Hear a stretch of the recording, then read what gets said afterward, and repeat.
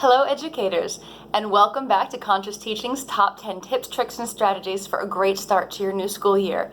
Today I'm coming to you from the road to bring you tip number 7, which is all about breaking up direct instruction. There are lots of great reasons for us to break up direct instruction in the classroom, and the first one I want to talk about has to do with student attention. Educational neuroscience research has shown us that students can actually only pay attention to direct instruction for 1 minute per year old they are. And already that sounds like it's not enough.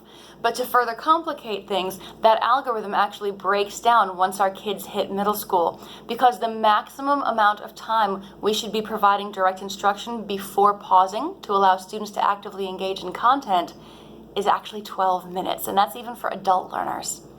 So when I say we need to pause and allow students to actively engage in content, what does that mean? Thankfully, it doesn't mean that we teach for 10 or 12 or 8 minutes and then pause for 10 or 12 or 8 minutes. We simply don't have time for that.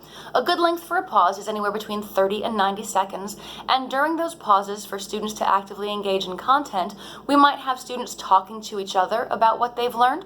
We might have them summarizing their learning in some way, whether it's through words or through a picture.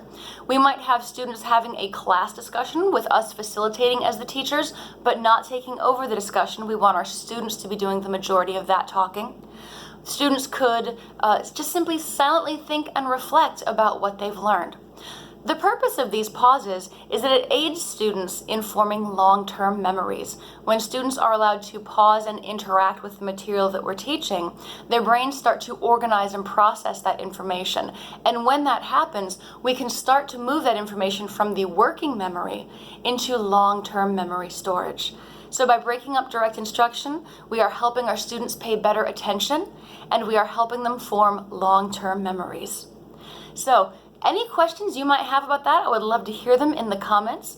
Think about ways in your upcoming school year that you could find ways to break up your lesson and work in opportunities for your students to directly engage in the content that you're teaching. We want our students to start doing more of the talking in our classrooms. Current educational research shows that in the average American elementary school classroom, 85% of the talking is coming from the teachers. And we've got to have our students doing more of this, because when our students are doing the talking, they're doing more of the learning as well. Enjoy this tip. We'll see you next time. Shout out to those fantastic teachers at Westside Summer Academy that I worked with this morning. You guys are fantastic. We'll see you soon for tip number 8. Thank you for watching.